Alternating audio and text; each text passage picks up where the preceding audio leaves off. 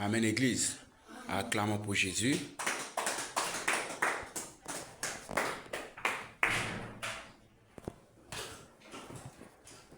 Amen, amen. Oui, bien-aimés, nous allons commencer avec nos enseignements. Tu connais, non? Lorsqu'il dit on acclame, tu fais quoi? Tout. Voilà. Tu mets debout. Oui.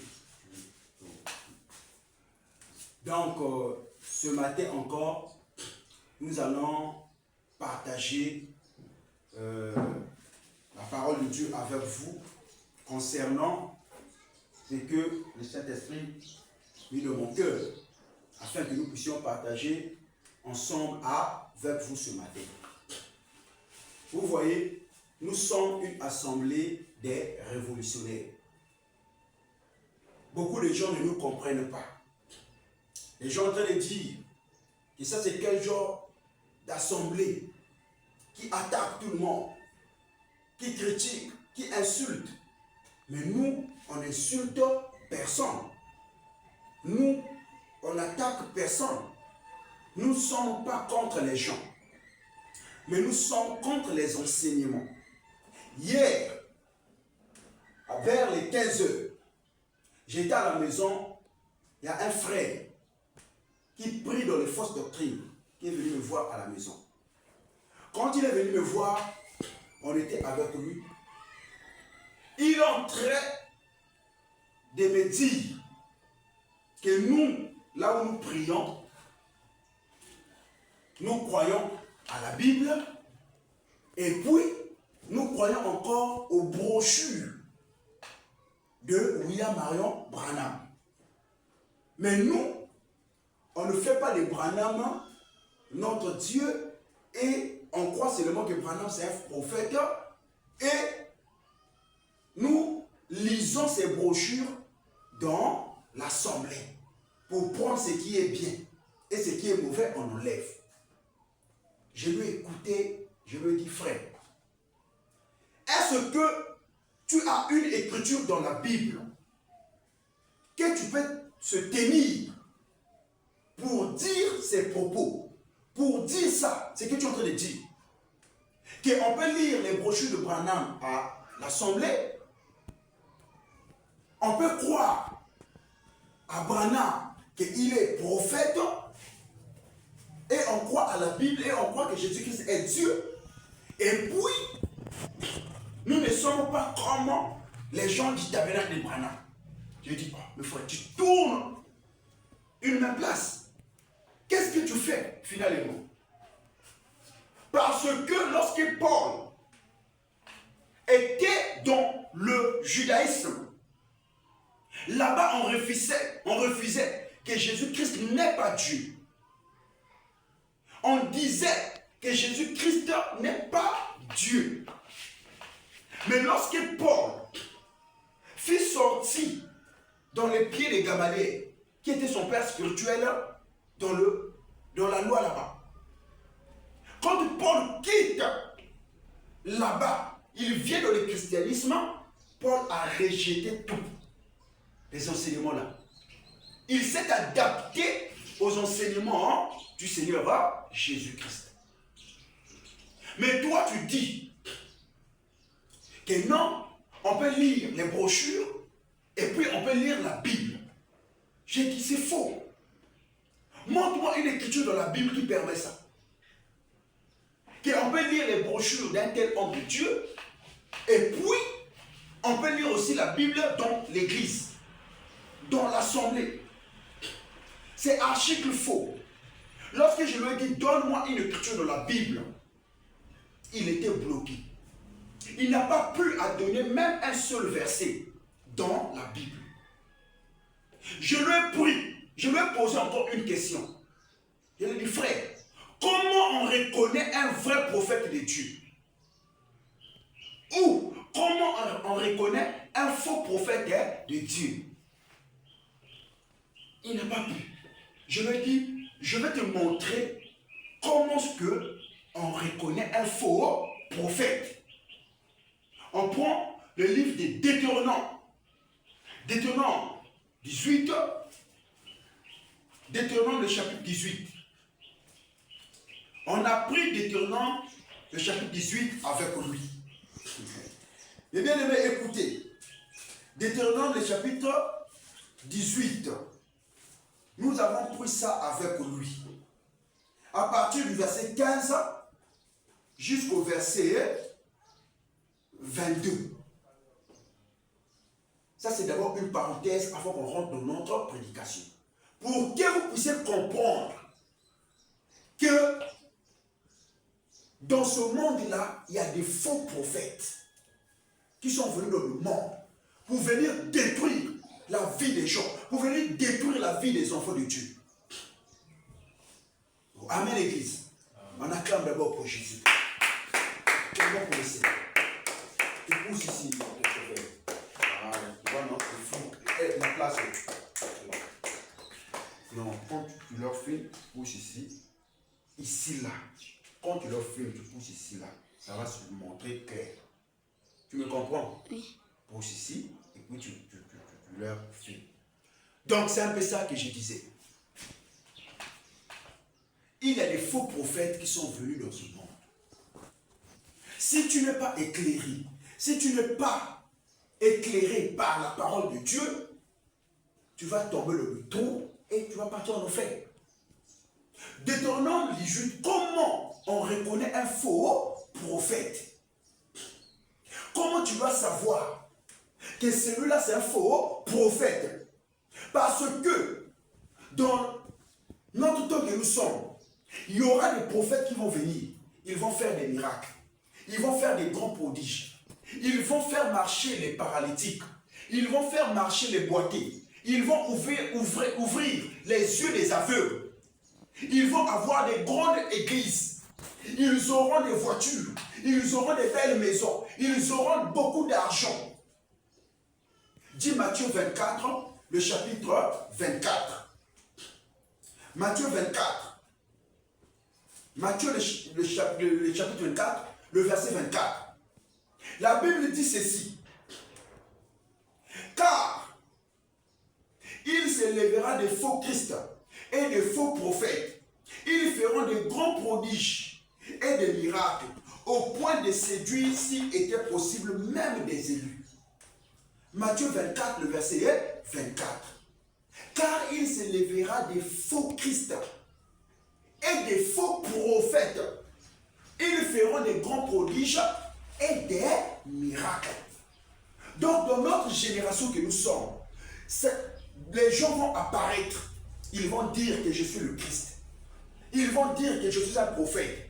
Mais la Bible dit qu'ils vont faire des grands prodiges, des miracles. Ça veut dire au point où ils vont même ouvrir les yeux des aveugles. Ils vont même ressusciter les morts. Ils vont même guérir les gens. Ils vont donner des prières aux gens où les gens vont trouver du travail. Ils vont, frère, imposer les mains aux malades. Les malades vont être guéris devant les gens. Maintenant, comment on doit reconnaître que ce sont des faux prophètes? Parce qu'ils viennent au milieu du peuple, ils font des miracles. Les gens voient des prodiges. Les gens voient des miracles. Mais comment maintenant on doit savoir qu'il est faux? Il n'est pas un véritable serviteur de Dieu. J'ai posé à ce frère la question. Le frère n'a pas pu. Je lui dis, frère, regarde comment on doit savoir. Comment on doit savoir? Deutéronome, le chapitre 18, à partir du verset 15 jusqu'au verset 22. La Bible dit ceci.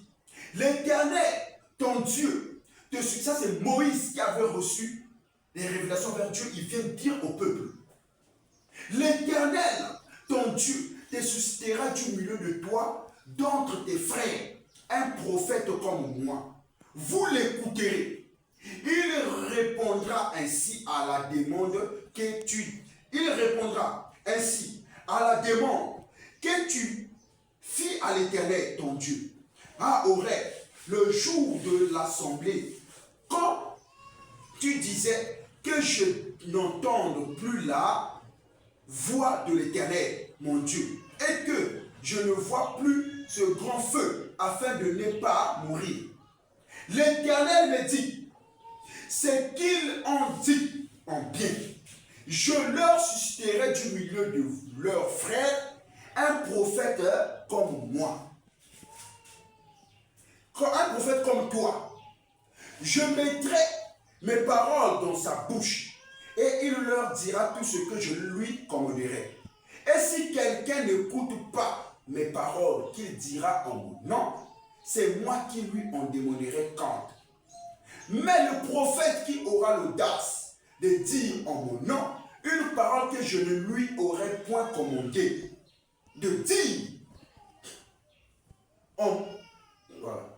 Mais le prophète qui aura l'audace, verset 20, Deutéronome 18, à partir du verset 20, mais le prophète qui aura l'audace de dire en mon nom une parole que je ne lui aurais point commandé de dire, ou qui parlera au nom d'autres dieux, ce prophète-là sera puni de mort.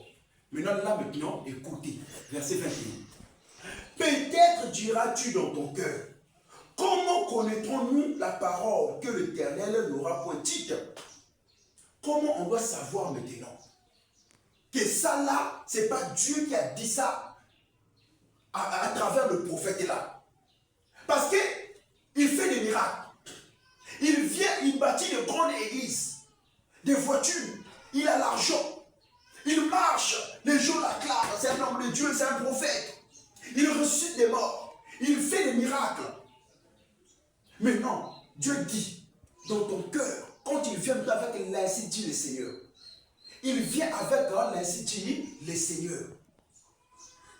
Que l'ainsi dit le Seigneur, Dieu m'a dit, Dieu m'a dit, Dieu m'a dit, Dieu m'a dit. Mais comment est-ce qu'on va savoir que ce n'est pas Dieu qui est en train de dire ça à travers lui? Deutéronome 18, verset 22. Quand ce que dira le prophète n'aura pas lieu et n'arrivera pas, ce sera une parole que l'Éternel n'aura point dite. C'est par audace que le prophète l'aura dite. N'aie pas peur de lui. Amen l'église. Acclamons pour Jésus. Acclamons pour le Seigneur. Acclamons pour le Seigneur. Amen, amen. Amen. Vous voyez, il dit, comment est-ce qu'on doit connaître que ce que le prophète là en train de dire, c'était un mensonge? Ça ne vient pas de Dieu. La Bible dit dans Deutéronome 18, le verset 22, c'est lorsque le prophète là va dire ainsi dit le Seigneur, et ça ne va pas arriver, ça ne va pas arriver. On ne va pas voir l'accomplissement de ce prophétie-là. C'est là où tu vas connaître que c'était un faux prophète. J'ai dit chez le frère, William Marion Branham, il avait prophétisé que Los Angeles sera englouti, oui ou non? Oh oui. Il avait prophétisé que lorsque son fils Billy Paul, il était encore un jeune, l'histoire était comment? Billy Paul était un jeune garçon. Il était à l'église avec son père William Marion Branham en train de prier. Il y avait une sœur, Florence, qui était à l'église, qui était malade. Et il y a un frère dans l'église qui se lève, il donne une prophétie. Il dit, laissez dit le Seigneur, la sœur Florence ne va pas mourir. Elle va mourir. Va mourir dans cette maladie-là. Branham aussi se lève, il aussi donne sa prophétie à lui. Il dit, ainsi dit le Seigneur, la sœur Florence ne va pas mourir. Deux prophéties dans l'assemblée en même moment. Contradictoires. Maintenant, Dieu a parlé chez qui? Billy Paul étant jeune, il était inquiet. Quand il est parti, ils ont fini de prier, ils sont partis avec son père. En route, ils étaient à Los Angeles. Il était inquiet. William Marion Branham, c'est un faux prophète. Et nous le disons encore. Et quand il a vu son fils qui était inquiet, il a dit, oh, Billy Paul, mon fils, pourquoi tu t'inquiètes? L'enfant dit que papa, il y a eu deux prophéties à l'assemblée. Le frère a dit que la sœur Florence va mourir. Toi, tu as dit que la sœur Florence ne va pas mourir. Et tous les deux, vous avez dit, ainsi dit le Seigneur. Or, ainsi dit le Seigneur, ce n'est pas l'homme qui dit, mais c'est Dieu qui parle à travers l'homme. Or, la Bible dit que Dieu est la vérité. Jean 17, le verset dit 7. Donc, tout ce que Dieu parle, c'est la vérité. Vous voyez, Dieu ne ment jamais. Dieu ne peut pas donner une prophétie qui va échouer, jamais. Quand Billy Paul a dit, Branham dit à son fils, que Billy Paul, mon fils, on se trouve là où on est là, on est où? Billy Paul dit, nous sommes à Los Angeles. Branham dit, le même Dieu qui m'a dit que Florence va pas mourir, c'est le même Dieu, il engage Dieu, pas lui, mais Dieu. Il dit, c'est le même Dieu qui me dit en ce moment-là où nous sommes là,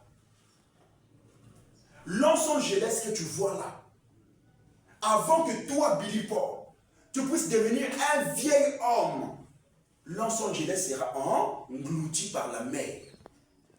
Les requins vont nager dans Los Angeles. Il appuie ça, il dit, laissez dire le Seigneur. Frère, quand il a dit ça, alors que lui-même, Branham, il disait dans ses prêches que laissez dire le Seigneur ne faillit jamais. Parce que c'est Dieu qui a parlé. Et quand il a fini de dire ça, Billy Paul a écouté. Il est encore jeune comme vous, comme ça. Et beaucoup de prédicateurs, comme ça, observaient la vie de Billy Paul. Quand Branham est mort, Billy Paul commençait à grandir. Beaucoup de prédicateurs, soi-disant des messages de Branham là, ils ont prêché sur ça. Même moi, lorsque j'étais d'abord dans le Branhamisme, nous avons prêché sur ça. On a dit des choses sur ça. On a appuyé ça. Que Billy Paul ne va pas mourir, ne sera pas un vieil homme. Los Angeles va être englouti. Le prophète avait donné la prophétie. Mais or, Deutéronome 18, le verset 22, nous dit que pour connaître un faux prophète, c'est par rapport à ses prophéties. Quand il annonce la prophétie, si la prophétie là a échoué, ça veut dire qu'il n'était pas un prophète de Dieu. Il était un faux. C'est là où les gens commencent à observer la vie de Billy Paul. Billy Paul commence à grandir 15 ans, 20 ans, 30 ans, 40 ans, 50 ans. Beaucoup de branhamistes, il y a plein de pasteurs ici, même à Pointe-Noire, au Congo, Brazzaville, à Kinshasa, Gabon, partout en Amérique, ils ont prêché sur ça. Que Billy Paul, nous les messagers, Billy Paul ne va pas être un vieux homme. Los Angeles sera englouti. En Amérique. C'est une ville de l'Amérique. Ça va être englouti. C'est-à-dire qu'il y a qui s'est noyé dans Maza. Maza qui est fou,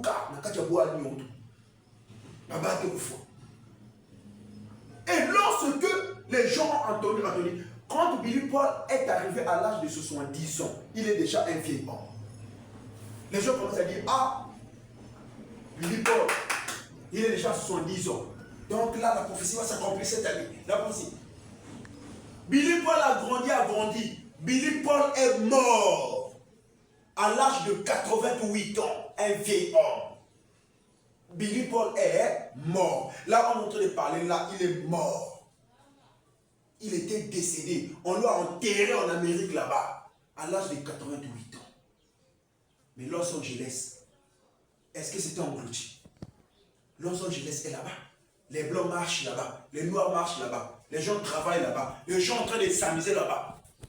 Los Angeles n'est pas englouti. La prophétie là a échoué. La prophétie a échoué.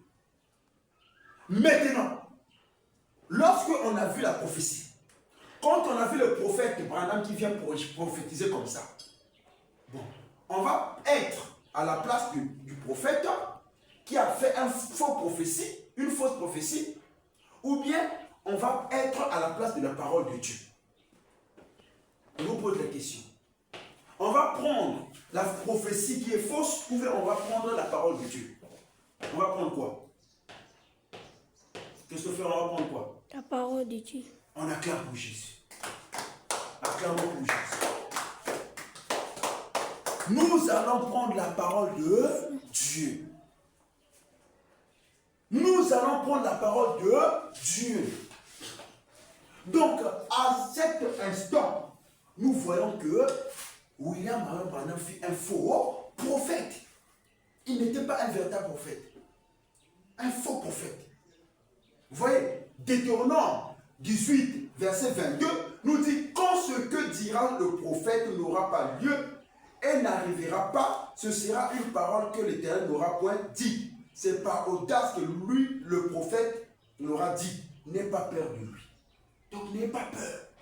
Lorsque vous allez croiser les branhamistes dehors, n'ayez pas peur d'eux. Ce sont des païens. Ne voyez pas les tabernacles, oh non, parce que eux aussi, les sœurs portent les jupes, comme ça, comme ça, comme ça. Ce sont des païens et des païens. Ce ne sont pas des chrétiens. Nous ne sommes pas avec eux. Ce sont des païens et des païens. Les gens qui prient avec les photos des faux Jésus dans les églises. Il y a plein de choses, mes frères. Je rends grâce à Dieu. Parce qu'il m'avait enlevé dans cette secte, dans cette loge franc-maçonnique. Je rends grâce à Dieu. Si je voulais mourir là-bas, je voulais partir en enfer. Mais Dieu, vu qu'un chrétien ne perd pas le salut, qu'est-ce qu'il a fait? Il m'a tiré de là-bas. Parce que c'était la mort si je voulais mourir là-bas. Donc, pour vous dire quoi, mes frères, soyez attachés à l'évangile que nous prêchons. Soyez attachés à la vérité de Dieu que nous prêchons. Et aujourd'hui, nous avons un thème à développer. Juste quelques minutes. Et nous allons rentrer à la maison.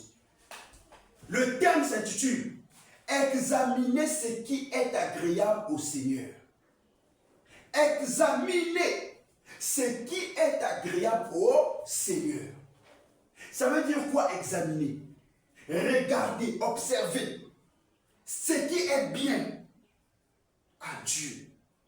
Ce qui n'est pas bien, rejeter cela. Nous allons lire une portion de l'écriture dans le livre d'Éphésiens. Éphésiens 5, le verset 10 jusqu'au verset 11. Examinez ce qui est agréable au Seigneur. C'est notre thème. Acclamons encore pour Jésus-Christ. Acclamons pour le roi de roi. Jésus-Christ est Seigneur. Amen, l'Église. Examinez ce qui est agréable au Seigneur. Éphésiens 5, le verset 10 jusqu'au verset 11. La Bible dit ceci. Examinez ce qui est agréable au Seigneur et ne prenez point part aux œuvres infructueuses des ténèbres, mais plutôt condamnez-les. Donc ici l'apôtre Paul, qui fut notre père dans la foi, parmi les 12 apôtres, qui étaient nos pères de la foi, de notre marche, de notre vie chrétienne. Le Saint-Esprit a inspiré à Paul de nous parler. Il dit examiner ce qui est agréable au Seigneur. Ça veut dire quoi? Paul est en train de nous dire, si vous voyez quelque chose qui n'est pas en relation avec le Seigneur, vous allez écarter cela. Vous allez condamner ça. Il dit, dans verset 11, et ne prenez point part aux œuvres infructueuses du ténèbre, mais plutôt condamnez-les. Ne prenez pas part aux œuvres du ténèbre. Écoutez-moi ici, béni. Ne prenez pas part aux œuvres du ténèbre. Les œuvres du ténèbre, c'est les œuvres de Satan. Mais il dit, mais plutôt condamnez-les. Beaucoup de gens disent que nous condamnons les choses. Nous, on est contre toutes les églises. Mais si on voit aujourd'hui une assemblée là où on est en train de prier une Vierge Marie avec une statuette, nous on fait quoi? C'est les œuvres du ténèbre. L'apôtre Paul dit condamnez-les. Il dit ne prenez pas part à cette œuvre-là. Donc une assemblée, là où tu vois, On a arrangé une Vierge Marie avec un bébé Jésus qui tête ses seins. Le bébé Jésus là est gourmand. Tous les années, il est là toujours en train de téter.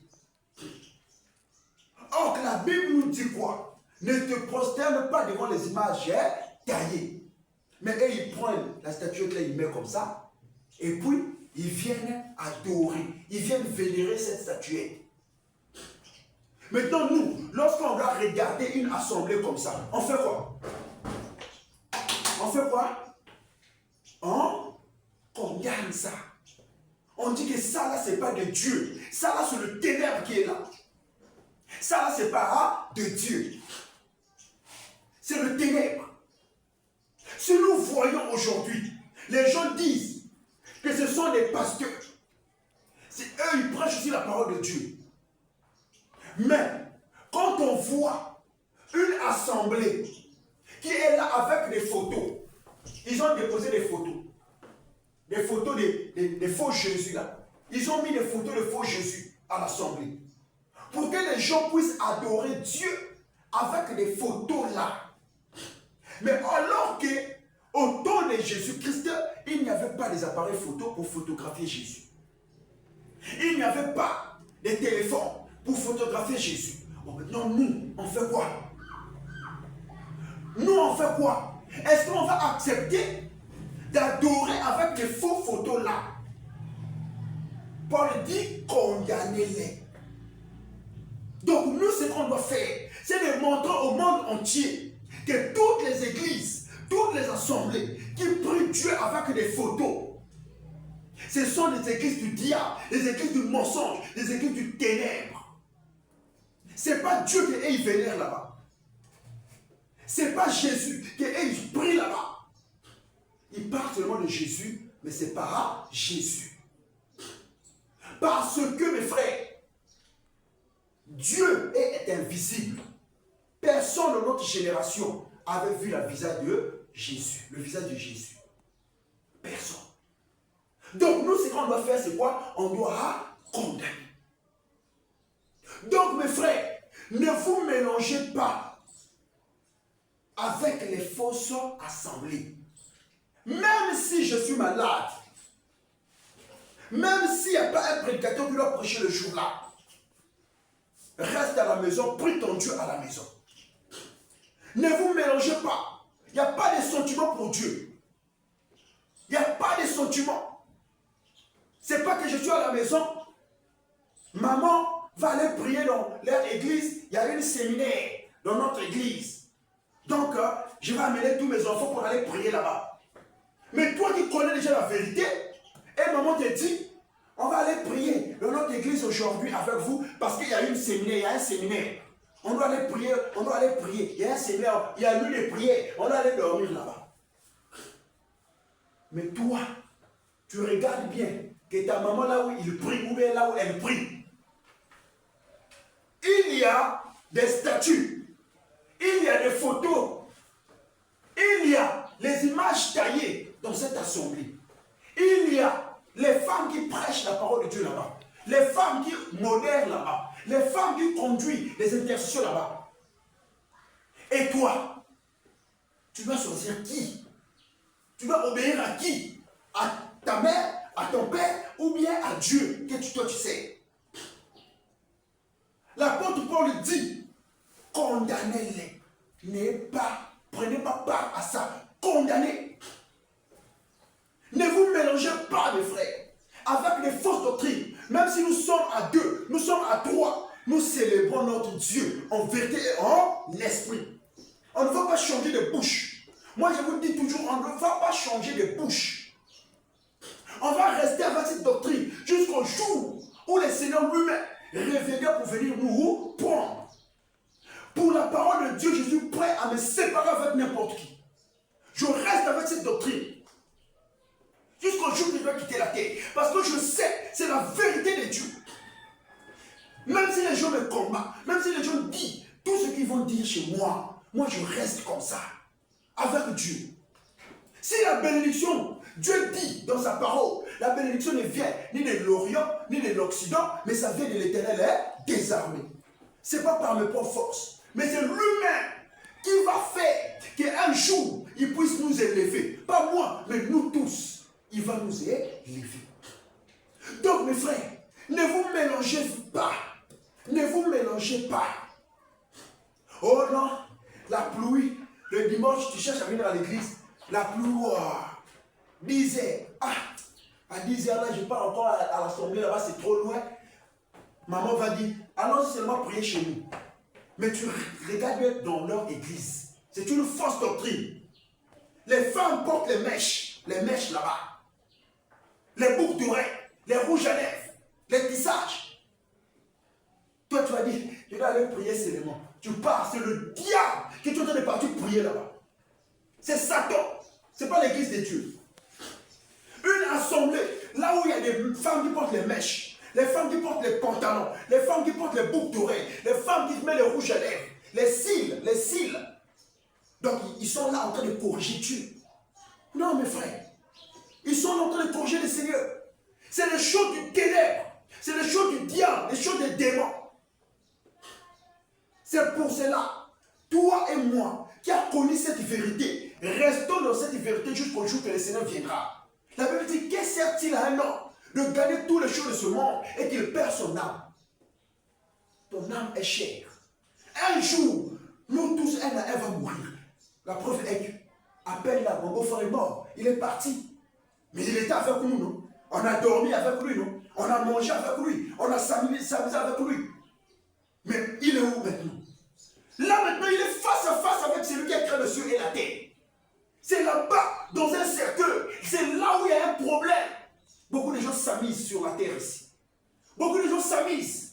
Ils pensent que non, c'est de la blague. Ils me voient jeune. Ah, ça c'était sur la tête de Dieu. Frère, un jour, nous allons quitter ce monde. La preuve est qu'il est où aujourd'hui? On était parti l'enterrer. Il est parti. C'est là-bas. C'est là-bas. S'il n'était pas enraciné avec Dieu sur la terre, là-bas, c'est foutu pour lui. Et là-bas, il n'y a plus de question à revenir. C'est foutu, mes frères. C'est pour cela, tu dois accrocher à Dieu lorsque tu es vivant. Ne sois pas comme l'homme riche. La Bible dit qu'il y avait deux personnes. Il y avait l'homme riche et le pauvre Lazare. Tous les deux étaient sur la terre, en train de vivre sur cette terre que nous sommes. Mais la Bible déclare, mes frères, lorsque l'homme riche, il était sur la terre, la Bible lui appelle bien l'homme riche. Donc il avait les richesses de ce monde. Il avait les biens de ce monde. Il avait tout à son portée. Dans sa maison, il mangeait bien. La Bible dit, quant à pauvre Lazare, il était pauvre. Il n'avait rien. Et il était encore malade, avec beaucoup de plaies dans tout le corps. Pour manger, il fallait qu'il parte à la maison de l'homme riche. Lorsque les hommes riches ont en train de manger, ce qu'ils vont jeter là, c'est ça qu'il va partir ramasser pour manger. Et les chiens venaient même pour lécher ses plaies. Il souffre sur la terre. Mais lui, il savait qu'un jour, je dois quitter ce monde. La mort va venir. Qu'est-ce qu'il avait fait? Il s'est accroché à Dieu. Le problème de Dieu et toi, frère. Il n'y a pas quelqu'un qui peut chercher à te séparer avec Dieu. Il n'y a pas quelqu'un. Oh, l'église, même qui s'appelle la maison, l'église s'appelle la maison, il n'y a pas l'église. Dis-lui, si j'ai croisé la vérité là-bas, je dois être accroché avec cette vérité. L'homme riche, il était aisé, mais il n'avait pas la pure vérité de la parole. Il n'avait pas la doctrine, il n'avait pas la vérité de Dieu en lui. Vous voyez? Mais quant à pauvre Lazare, il avait la vérité. Il priait le Dieu d'Abraham, le Dieu d'Isaac et le Dieu de Jacob. Oh, on acclame d'abord pour Jésus. Jésus est merveilleux. Il est notre Seigneur. Jésus est merveilleux. Il n'y a pas un Dieu comme lui, mes frères. Lorsque la mort avait sonné dans leur vie, mon frère, lorsque la mort a sonné dans leur vie, la Bible déclare tous les deux sont morts. C'est là où le problème commence. Mes frères, la mort ne choisit pas. On est là. L'évangéliste Rach vous prêche ici tous les jours. C'est à toi d'être accroché. Ne vois pas ton ami qui ne vient pas. Toi, regarde-toi. Oh non, les frères étaient là avec nous. Il ne vient plus. Toi, regarde ta vie. Accroche-toi. Ne regarde pas l'autre. Toi, regarde-toi. Parce qu'on ne sait pas le jour où quelqu'un va mourir. Vous ne voyez pas dans les rues les photos même des enfants qui sont morts. Donc la mort ne choisit pas. Le jour qu'ils sont morts, mes frères, la Bible déclare que quant à l'homme riche, il était parti où? Dans le temps du feu, en train de pleurer là-bas. Son âme est partie dans le temps de feu. La chair là, la Bible dit que tu es poussière, tu vas retourner dans la poussière. La chair là est retournée dans la poussière. Mais son âme, son esprit est parti dans le temps de feu. Quant à l'homme riche, à pauvre Lazare, lui qui avait la vérité de Dieu en lui, qui avait la vérité de Dieu, qui croyait en Dieu véritable, qui croyait à Dieu, au Dieu véritable, qui servait le Dieu véritable, malgré la pauvreté, malgré les souffrances. Comme nous aujourd'hui, regardez l'endroit là où nous prions. Mais regardez les fausses doctrines aujourd'hui. Ils ont des belles assemblées, des voitures, des belles églises, des grandes églises en étage. C'est pas ça, mes frères, qui va amener quelqu'un au ciel. Tu peux aller prier dans une assemblée, là où il y a des climatisés, là où c'est vaste, là où c'est gros, là où les pasteurs ont des voitures, des milliards. Si le pasteur là prêche la fausse doctrine, vous mourrez, et le pasteur et vous tous, vous irez en enfer. Vous irez en enfer. Donc, c'est pour vous dire, mes frères, c'est pour vous dire quoi? Laissez-le, c'est pour vous dire. Dis-le, il m'a dit que le côté, il a côté de campon. Pour vous dire, mes frères, que un jour, nous allons quitter ce monde. Un jour, nous allons quitter ce monde. Donc, c'est ça que j'aimerais vous dire. C'est pas ça qui détermine que je vais aller au ciel ou bien je ne peux pas aller au ciel. Si le pasteur là prêche la vérité de Dieu, s'il est dans une belle église, gloire à Dieu. Mais s'il ne prêche pas la vérité de Dieu, il est dans une belle église avec des voitures. Mon frère, si vous mourrez là-bas, et le pasteur, et vous, et toute l'assemblée, droit en enfer. La Bible déclare, mes bien-aimés, lorsque l'homme riche est mort, il est parti se retrouver dans le temps de feu, en train de pleurer. Mais quant à pauvre Lazare, lui qui avait la vérité de Dieu, quand il est mort, il est parti se retrouver où? Dans les seins du père Abraham. Et l'homme riche était dans le feu, en train de pleurer. Il regarde en haut. Il regarde de l'autre côté. La Bible dit qu'il y avait une séparation. Il y avait un abîme. Donc c'est un trou qui était au milieu. Une séparation entre le paradis et le ténèbre et le temps de feu. Quand il regarde de l'autre côté, il voit comme ça, pauvre Lazare, dans la joie, avec Père Abraham. Avec Père Abraham. Pauvre Lazare était là dans la joie. En train de fêter, en train d'être dans la joie.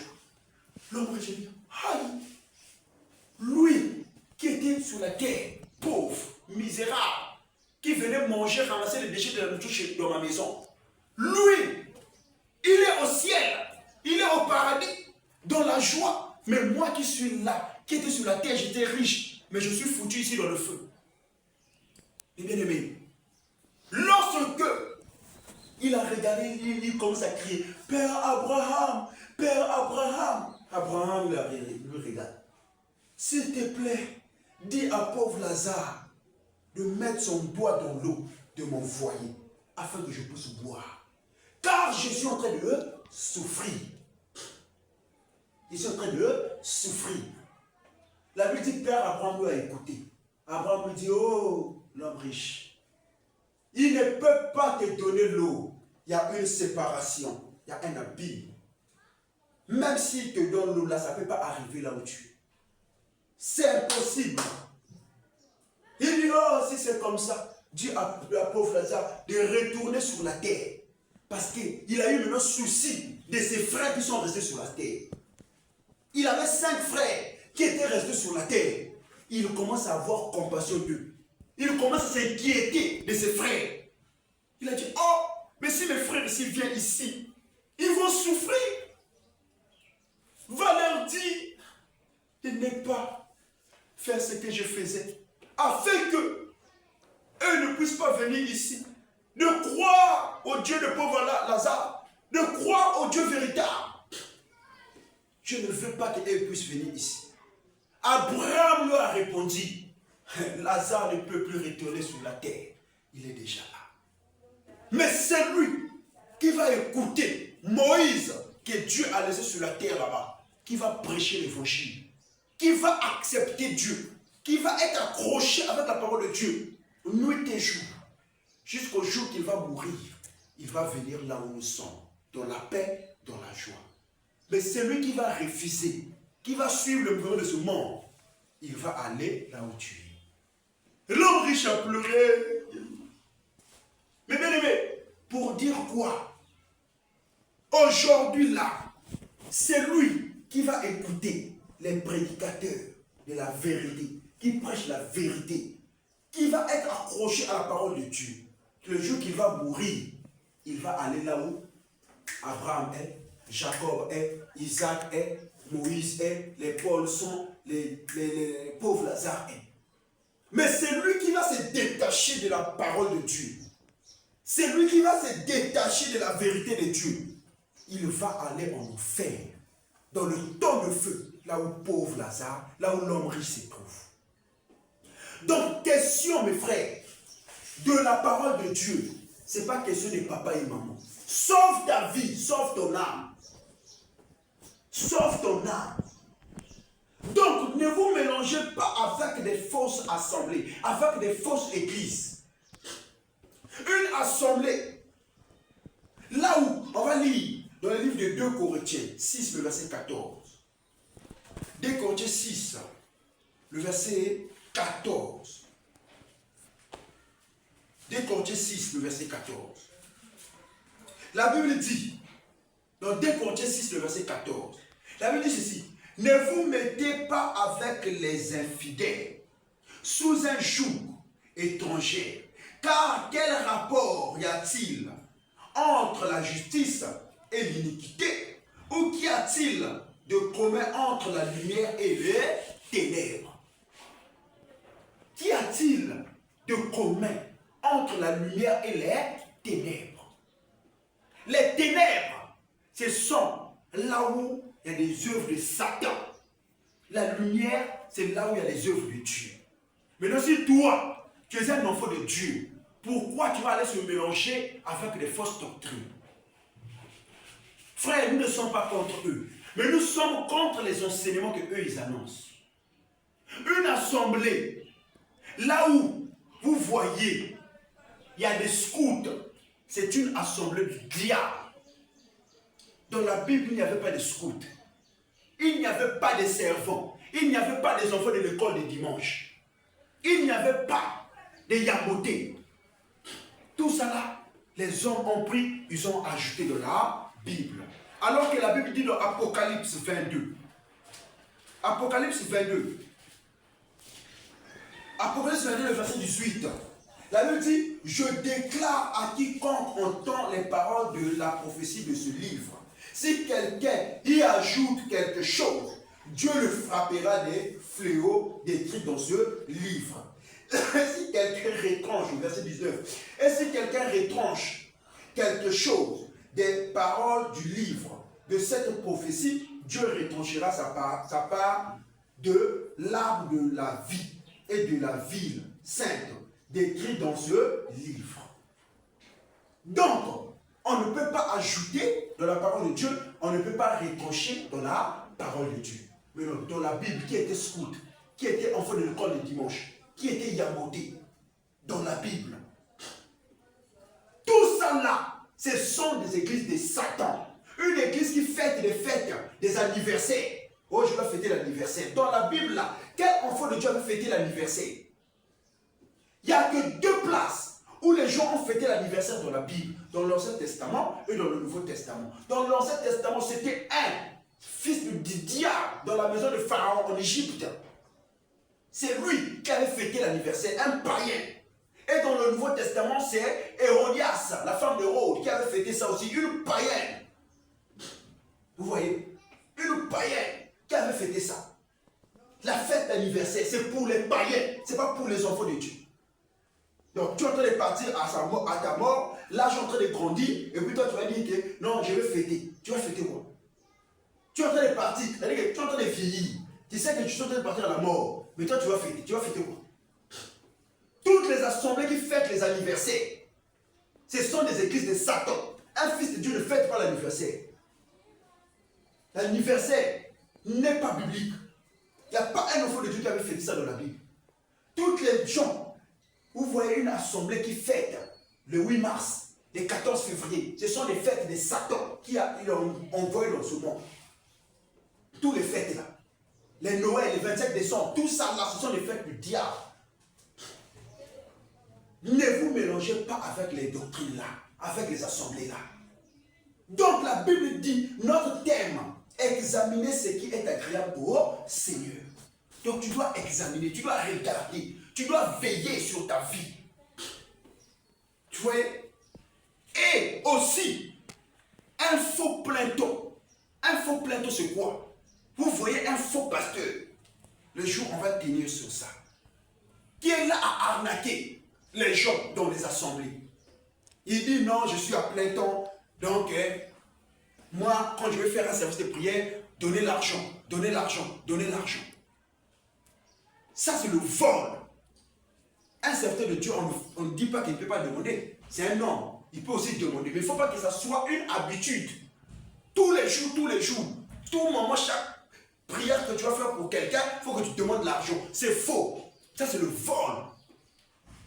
Oh, moi, je ne travaille plus. Moi, je mange que par rapport à l'œuvre de Dieu. Tu demandes l'argent aux gens pour que tu pries pour les gens. Ça, là, c'est le vol. C'est Satan qui travaille avec toi. Tu es un féticheur. Tu n'es pas un serviteur de Dieu. Donc, mes frères, notre thème de ce matin, examiner ce qui est agréable au Seigneur. Donc, tu dois examiner. Oh, on acclame pour Jésus. Acclame pour le Seigneur. Amen, amen. Tu dois examiner. Tu dois regarder. Lorsque tu es en train d'amener ta vie, comment je dois amener ma vie? Les églises là où je dois aller prier, est-ce qu'il y a la vérité là-bas? Mes frères, si nous avons besoin de miracles, Dieu va produire des miracles. Si nous avons besoin de guérisons, Dieu va produire des guérisons. Si nous avons besoin de l'argent, Dieu va donner. Le problème est que soyons attachés à Dieu. Donc, c'est pour vous dire quoi, mes frères? Nous sommes une assemblée de révolutionnaires. Nous avons révolutionné, révolté contre les fausses doctrines. Contre les fausses doctrines. Tu vois une assemblée, là où un pasteur prie en langue comme un bouc. Shiba baba, ribébébé, oh, c'est l'église de Satan. Ça, c'est pas le parler en langue. Une assemblée, tu vas voir, là où on dit que la boisson c'est un péché, l'église, ça c'est l'église de Satan. Parce qu'ils sont en train de faire de notre Seigneur Jésus-Christ un pécheur. Parce que le Seigneur Jésus-Christ buvait la boisson. Vous voyez, la boisson n'est pas comme là. La boisson n'est pas un péché. Mais ce qui est un péché, c'est l'ivrognerie. Et nous condamnons l'esprit de l'ivrognerie. Toutes les ivrognes iront en enfer. Celui qui boit doit boire avec modération. Pas avec l'esprit de l'ivrognerie. Vous voyez? Donc c'est pour vous dire, mes frères, croyez en Dieu. Restez accrochés avec cet évangile que nous prêchons. Restez accrochés avec cette parole de la vérité que nous prêchons. Jésus-Christ revient bientôt. Un jour, nous allons quitter ce monde. Où passeras-tu ton éternité? Où passeras-tu ta vie après cette vie? Tu es en train de grandir. Il faut que tu puisses connaître qu'un jour, chacun de nous va laisser ce monde. Mais où passeras-tu ta vie après cette vie? Mais ne soyez accrochés à Dieu. Parole du Seigneur. Parole du Seigneur. Amen. On acclame pour Jésus. Acclame pour le Seigneur. Amen, amen. Amen. Oui, bien.